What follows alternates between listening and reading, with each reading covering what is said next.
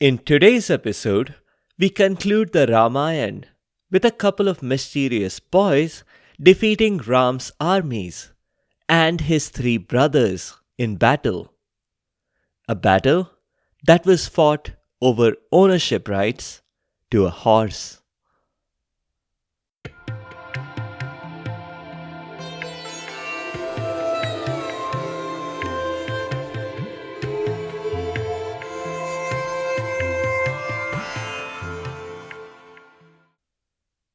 Namaskar and welcome to Stories from India.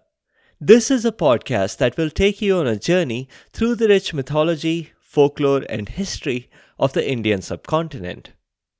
I am Narad Muni, the celestial storyteller and the original Time Lord. With my ability to travel through space and time, I can bring you fascinating stories from the past, the present, and the future. From the epic tales of the Mahabharata and Ramayana to the folk tales of the Panchatantra, to stories of Akbar Birbal and Tenali Raman, I have a story for every occasion. The purpose of the stories is neither to pass judgment nor to indoctrinate. My goal is only to share these stories with people who may not have heard them before, and to make them more entertaining for those who have. In this episode, we are back to the Ramayana. If this is your first Ramayana story on this show, where were you all this time? But that's alright, because I aim to make every episode stand alone. So I will give you a quick recap, while also urging you to check out the links in the show notes and on the site sfipodcast.com for previous episodes. The epic began with Ram, the crown prince of Ayodhya and the eldest of four brothers. Ram was almost king, except for his stepmother's intervention, which landed Bharat as the king and sent Ram into exile for 14 years. Ram could have gone alone, but his wife Sita and his brother Lakshman insisted on going with him. Years passed reasonably quickly. The trio defeated some demons here and there, and met some rishis, got some blessings. Everything was fine. Except one particular demoness who was quite upset at having her nose cut off. I know there's a phrase in Hindi which means a big insult, but in this case, I mean her nose was literally cut off. She made a big deal out of it, playing innocent, though she was the one who was about to gobble up Sita. Lakshman had just been protecting his sister-in-law. Well, that demoness went on to complain to Ravan, who was the 10-headed mega-villain of this epic. Ravan, the almost invincible demon king of Lanka, could casually toss around mountains and crumble rocks with his bare hands. He abducted Sita, which led to a chase from Ram and Lakshman, and their new Vanar friends. The Vanars were a kingdom of monkeys who built a bridge across the ocean. They fought the Lankans, defeated every last evil general, and killed Ravan himself. Interesting side note here is that two of the larger festivals in India originated from this story: the destruction of Ravan and the trio's return to Ayodhya. You might think that with Ravan gone, the story is over, but it's not. All it did was to unlock a bonus level. And the bonus villain here is psychological, not physical. Now, we begin today's story with Ram. He had become king, and there was a much needed sense of calm after the last 14 years of anxiety. Counterpoint to that, Could this just have been the calm before another storm? Ram was satisfied with the kingdom's state of affairs. Lakshman was happy to be back to Ayodhya and to chip in with the administration. Ram's other brothers were happy to have the trio back. Sita was happy to be back to palace comforts. Not to say that the 14 years in exile had been a problem. She hadn't minded it as long as Ram was with her. But then there was a period when Ram wasn't with her, and that was during her captivity in Lanka. Hanuman was happy too. Being the Vanar ambassador in Ayodhya was just an excuse. He was happy as long as he got to serve Ram. The citizens of Ayodhya were happy as well. Why shouldn't they be? They got the king and queen that they had long been waiting for. Well, not every single citizen was happy. There was one lady and her husband who were unhappy. Let's find out about her. Ram was making the rounds in his kingdom. This seems to be a common theme in many of these stories. Akbar did that, and so did Bhoj and Vikramaditya. But the key difference here is that Ram wasn't doing this in disguise. He felt that his citizens would give him candid feedback. There was no reason for them not to. While walking around like so, Ram passed a hut near the outskirts of town. He deduced it was a washerwoman's hut. Ram was no Byomkesh Bakshi, but he deduced the woman's profession from looking at the bright white clothes outside. Far too many for a single family to own.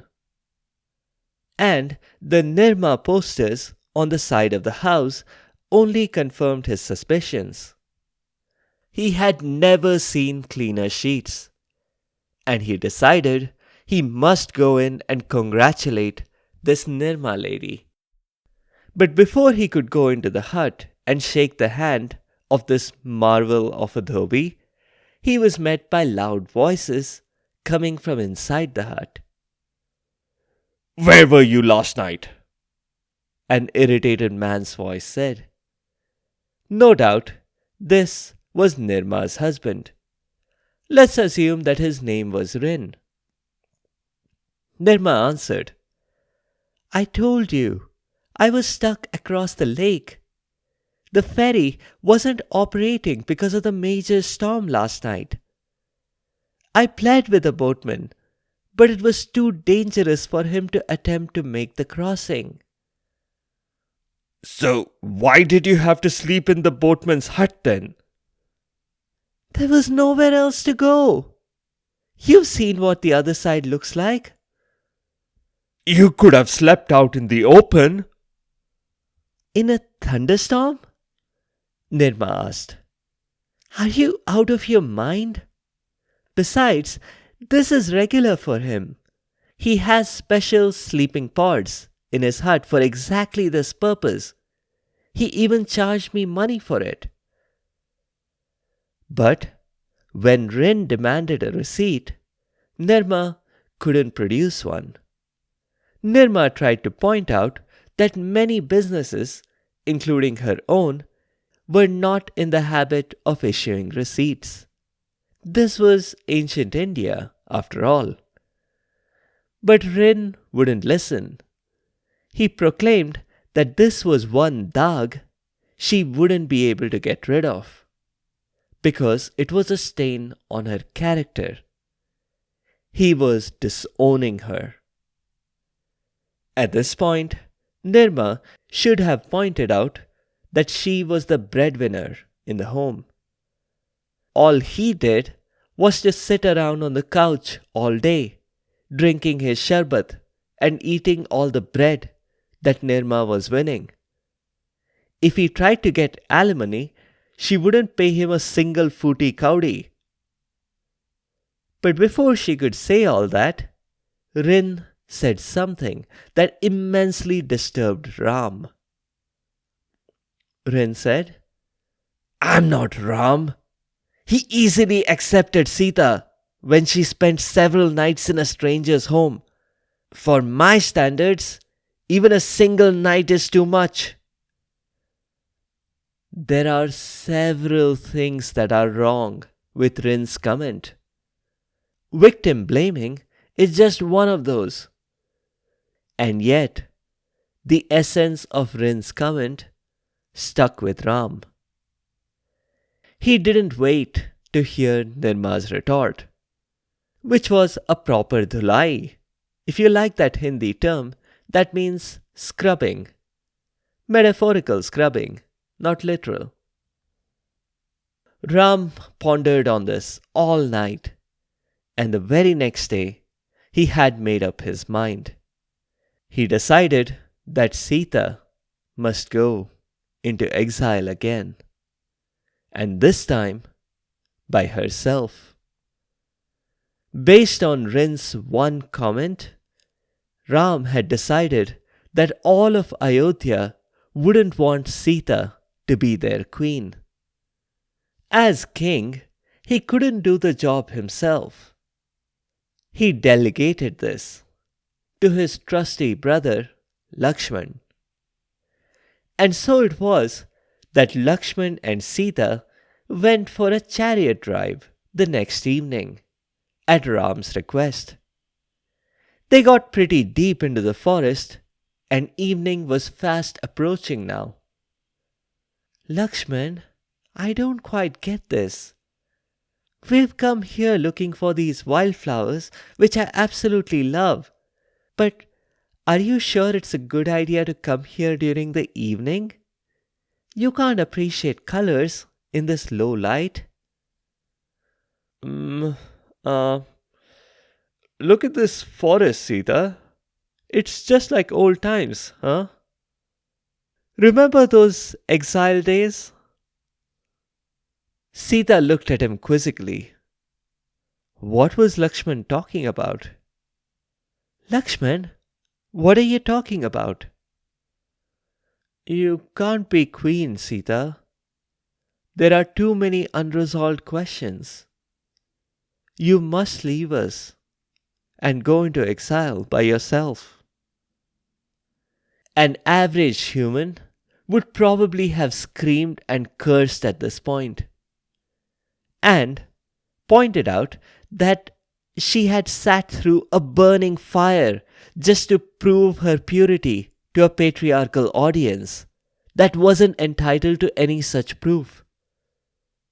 An average human might also have cursed a husband who couldn't talk over their differences face to face, and screamed at the brother who couldn't distinguish right from wrong and was blindly following his older brother's orders. But Sita did none of that, because she wasn't an average human. She was a goddess. She understood, and in her magnanimity, she accepted her fate. Lakshman offered her some survival gear, but Sita passed on that. What was the point of tiny gestures like those? They made no sense when the person she loved the most had lost trust in her. She turned and walked away without saying goodbye. Lakshman said that he wished he could stay, but Ram had a kingdom to run and would need Lakshman's help and all that. Seriously, the other brothers wouldn't be able to help, Bharat seemed not to know the first thing about running a kingdom. He didn't even know what thrones were for. The dude had put Ram's slippers on the throne instead of seating himself. Sita didn't say anything. She just kept walking away. Lakshman was quite sorrowful as he sped in a chariot back towards Lanka. Ram's decision to cast out Sita had been one thing, but he was much more emotionally moved by the grace with which Sita had handled the news. But what could he do? He wiped his tears in his clean new silk handkerchief and then tried drowning his sorrows in a dollop of kulfi, which he took from a refrigerated compartment in the chariot.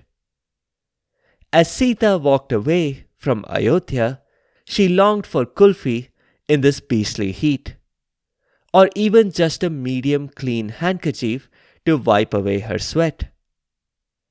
There were wild animals in this forest, for sure, but none of them bothered Sita. Demons, demonesses, nothing could do more damage. For there was one secret that Sita had not revealed, neither to Ram nor just now to Lakshman. She was pregnant. Let's cut forward several years. Ram continued to rule Ayodhya. All was going okay, but not nearly as well as right before Ram had heard Nirma and Rin talking. There was a certain something missing, a spark of joy in his life. Sita, his constant companion, was not with him.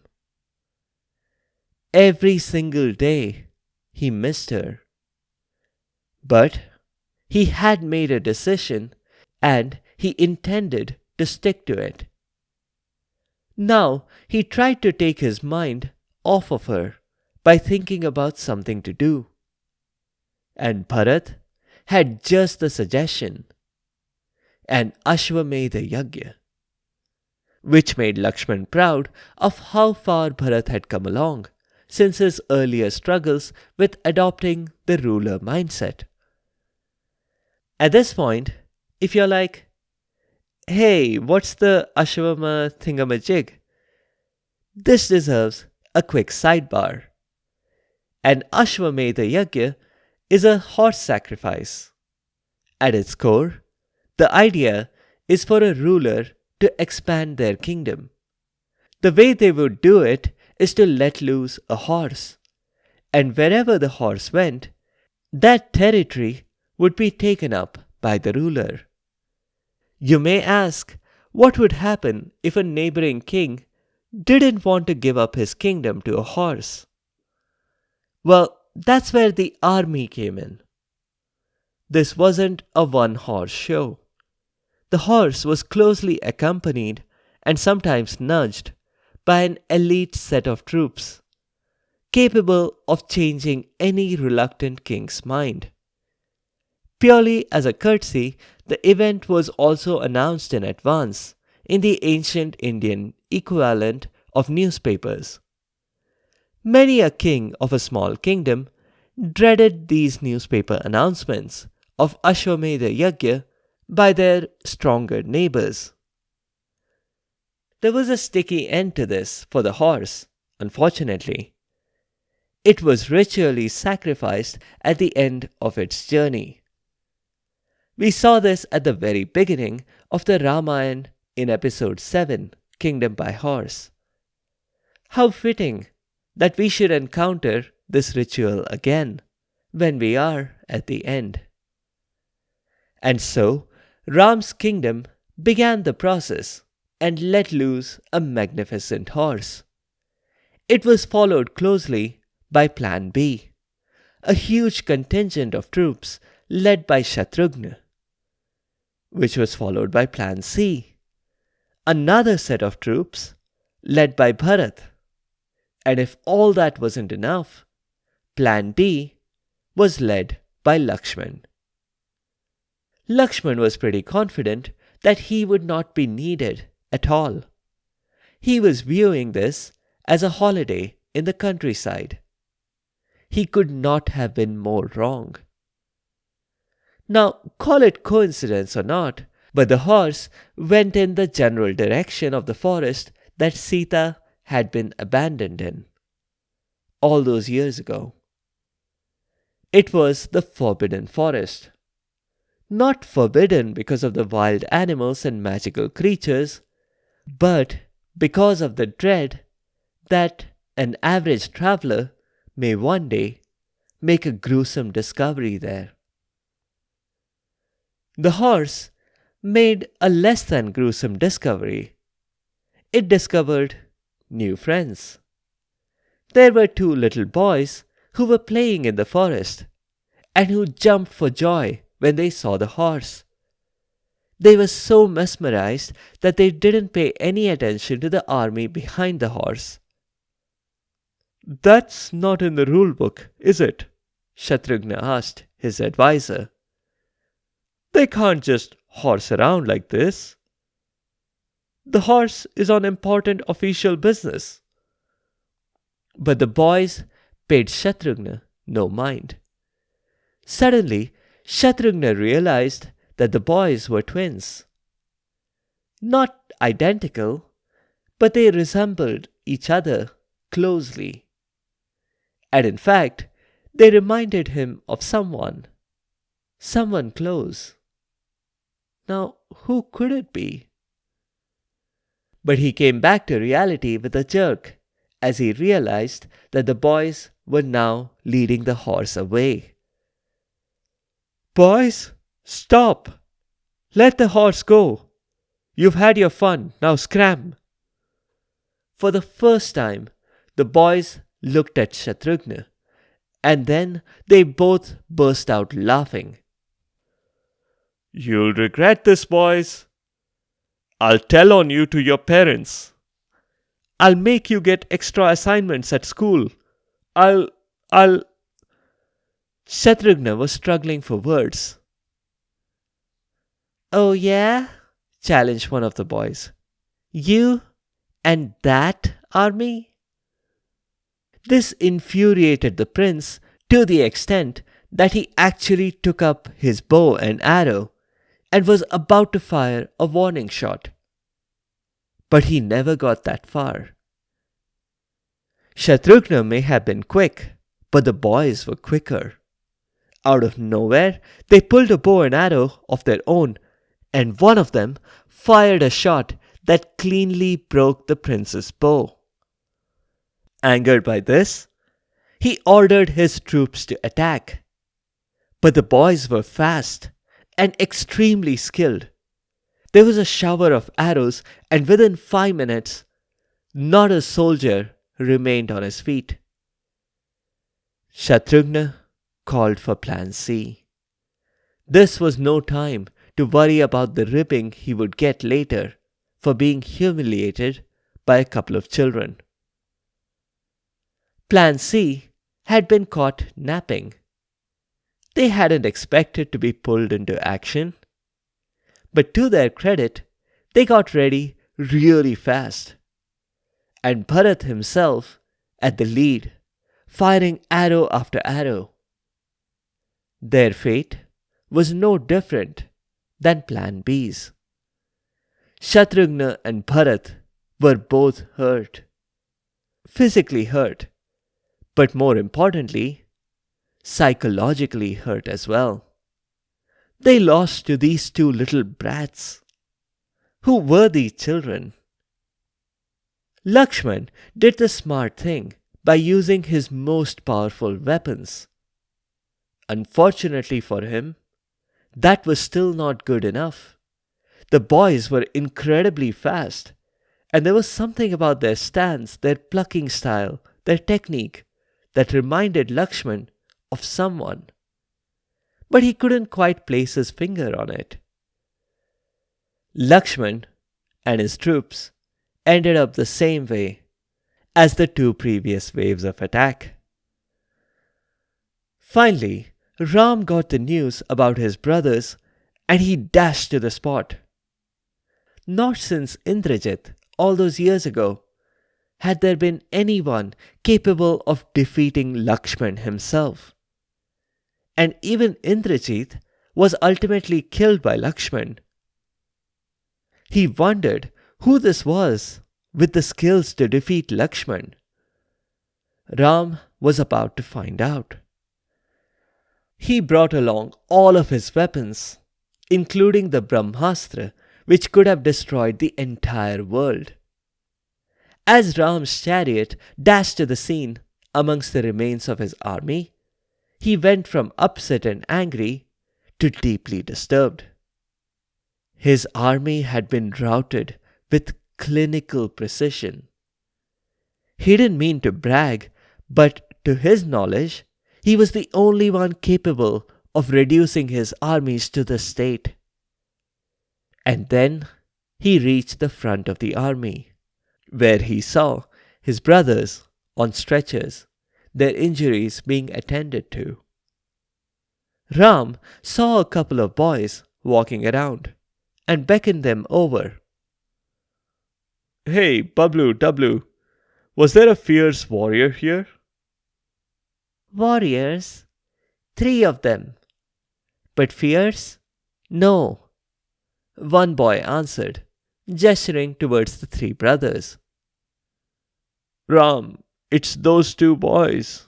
They did all this," Bharat croaked. Ram couldn't believe his ears. But he did believe his eyes when he saw that the 2 little boys carried the type of bow and arrow that could indeed cause this sort of mayhem. His anger returned. Ram swiftly picked an arrow, a double-headed one, and aimed it exactly at the midpoint between the twins. No, he wasn't aiming to miss. If the boys did all this, they had challenged him directly. And as a warrior, he could not walk away from a direct challenge. Never mind their age.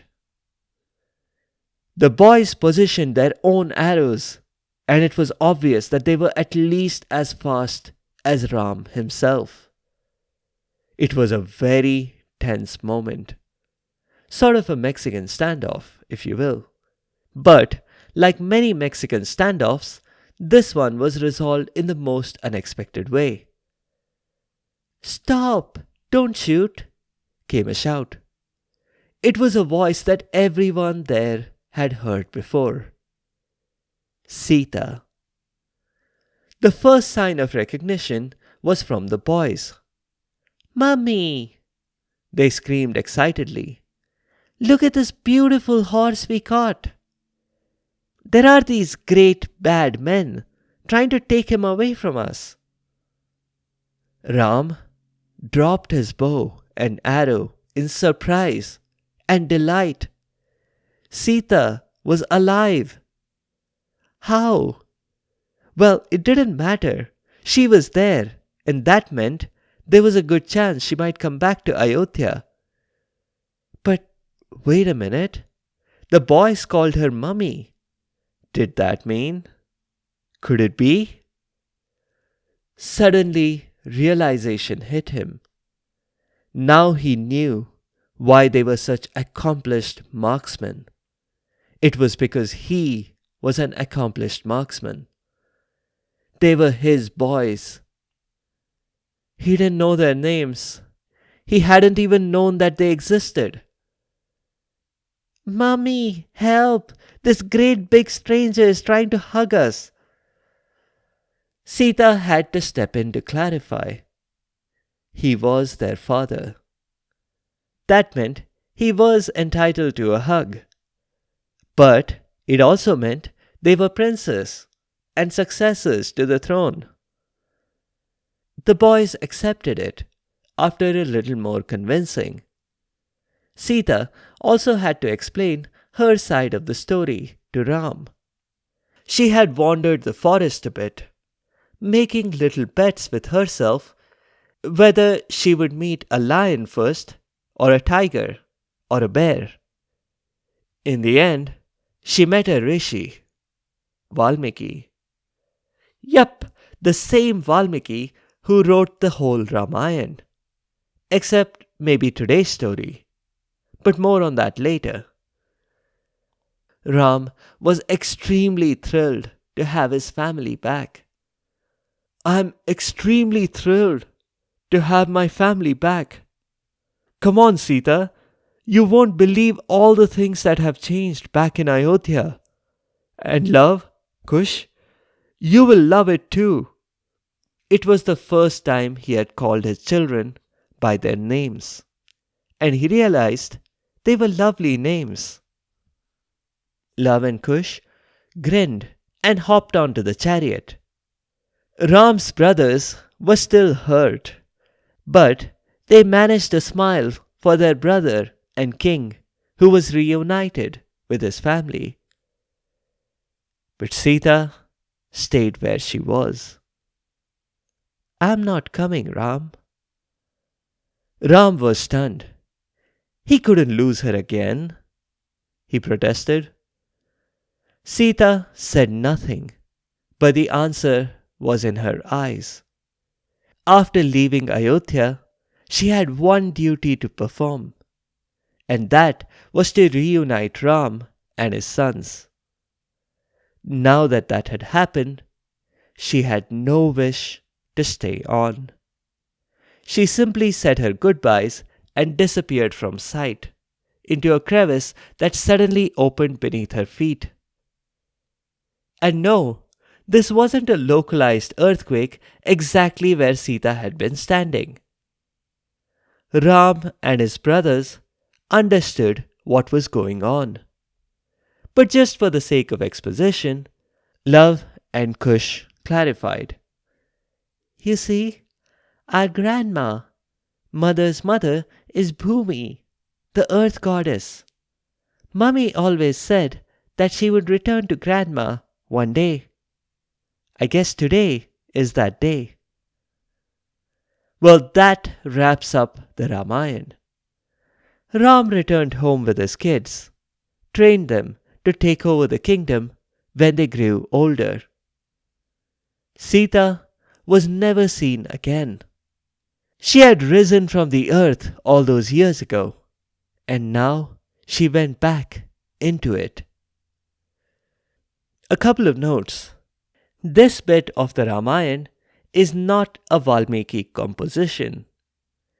It comes from a section that many historians believe was a late addition to the Ramayana.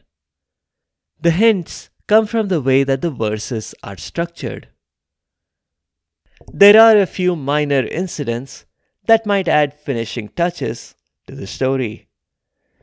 About how Ram had a conversation with death, about how Durvas came to visit, and about how Ram banished Lakshman, and about how Ram consoled Hanuman when Ram was at death's door. In the next episode, we'll do a story from the Katha Sagar. Thank you all for the comments on social media and on Spotify's Q&A. Now, with the latest update, I can actually reply to the questions there, so I'll reply to your comments directly on Spotify. If you have any other comments or suggestions, or if there are particular stories that you'd like to hear, please do let me know by leaving a comment or a review on the site sfipodcast.com or comment on Spotify. You can also find me on Instagram and Facebook. You can listen to the show on all podcast apps, as well as YouTube. If you want to send me an email, it's storiesfromindiapodcast@gmail.com.